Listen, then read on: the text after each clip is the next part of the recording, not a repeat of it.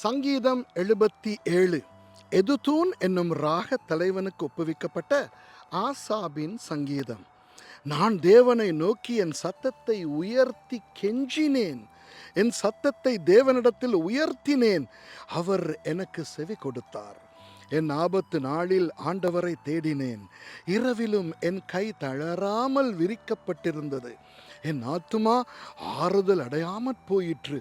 நான் தேவனை நினைத்தபோது அலறினேன்.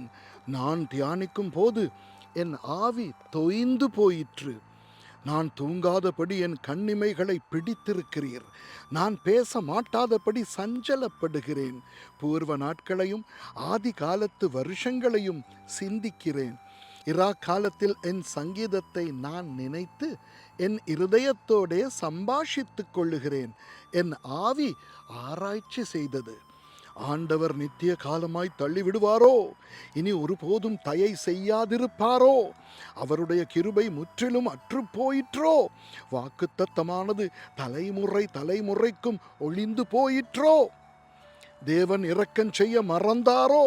கோபத்தினாலே தமது உருக்கமான இரக்கங்களை அடைத்து கொண்டாரோ என்றேன். அப்பொழுது நான், இது என் பலவீனம். ஆனாலும் உன்னதமானவருடைய வலது கரத்தில் உள்ள வருஷங்களை நினைவு கூறுவேன். கர்த்தருடைய செயல்களை நினைவு கூறுவேன்.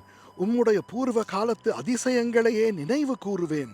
உம்முடைய கிரியைகளை எல்லாம் தியானித்து உம்முடைய செயல்களை யோசிப்பேன் என்றேன். தேவனே, உமது வழி பரிசுத்த ஸ்தலத்தில் உள்ளது. நம்முடைய தேவனைப் போல பெரிய தேவன் யார்? அதிசயங்களை செய்கிற தேவன் நீரே. ஜனங்களுக்குள்ளே உம்முடைய வல்லமையை விளங்க பண்ணினீர். யாக்கோபு யோசேப்பு என்பவர்களின் புத்திரராகிய உம்முடைய ஜனங்களை உமது புயத்தினாலே மீட்டு கொண்டீர். ஜலங்கள் உம்மை கண்டது. தேவனே, ஜலங்கள் உம்மை கண்டு தத்தளித்தது.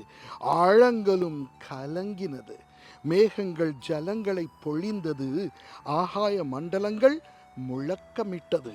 உம்முடைய அம்புகளும் தெரிப்புண்டு பறந்தது. உம்முடைய குமுறலின் சத்தம் சுழல் காற்றில் முழங்கினது. மின்னல்கள் பூச்சக்கரத்தை பிரகாசிப்பித்தது. பூமி குலுங்கி அதிர்ந்தது. உமது வழி கடலிலும் உமது பாதைகள் திரண்ட தண்ணீர்களிலும் இருந்தது. உமது காலடிகள் தெரியப்படாமற் போயிற்று. மோசே ஆரோன் என்பவர்களின் கையால் உமது ஜனங்களை ஒரு ஆட்டு மந்தையைப் போல வழி நடத்தினீர். ஆமென்.